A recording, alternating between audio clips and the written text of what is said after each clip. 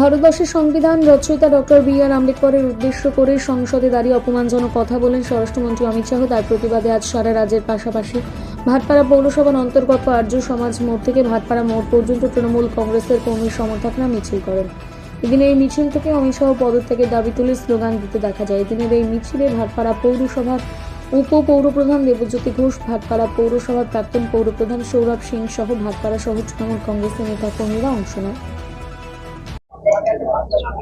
সংবিধান প্রণেতা শ্রদ্ধেয় বি.আর. আম্বেদকরের প্রতি ভারতীয় জনতা পার্টি তথা দেশের স্বরাষ্ট্রমন্ত্রী অমিত শাহ যে কটূক্তি এবং অপমানসূচক যে মন্তব্য করেছে তার বিরুদ্ধে ধিক্কার জানাবার জন্য আমাদের একটি মিছিল।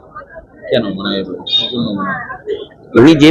উনি আম্বেদকরের সম্বন্ধে লোকসভায় সংসদে দাঁড়িয়ে যে মন্তব্য করেছে সেই মন্তব্যের বিরুদ্ধে আমাদের মিছিল।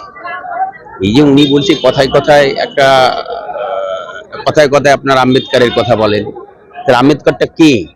এই যে উনি এইভাবে ওনাকে ইগনোর করার চেষ্টা করছেন, এটা চরম অপমানজনক উক্তি। সেই জন্যই আমাদের তাকে ধিক্কার জানিয়ে ওনাকে স্বরাষ্ট্রমন্ত্রী এবং তথা ভারতীয় জনতা পার্টিকে ধিক্কার জানিয়ে আজকে আমাদের এই ধিক্কার মিছিল। সেটা সংসদের ব্যাপার, আমাদের উচ্চ নেতৃত্ব ঠিক করবে। আমাদের দলের নির্দেশে আমরা আজকে মিছিল করছি। শুধু আমাদের ভাটপাড়ায় না, সারা বাংলা ব্যাপী এখন মিছিল হচ্ছে।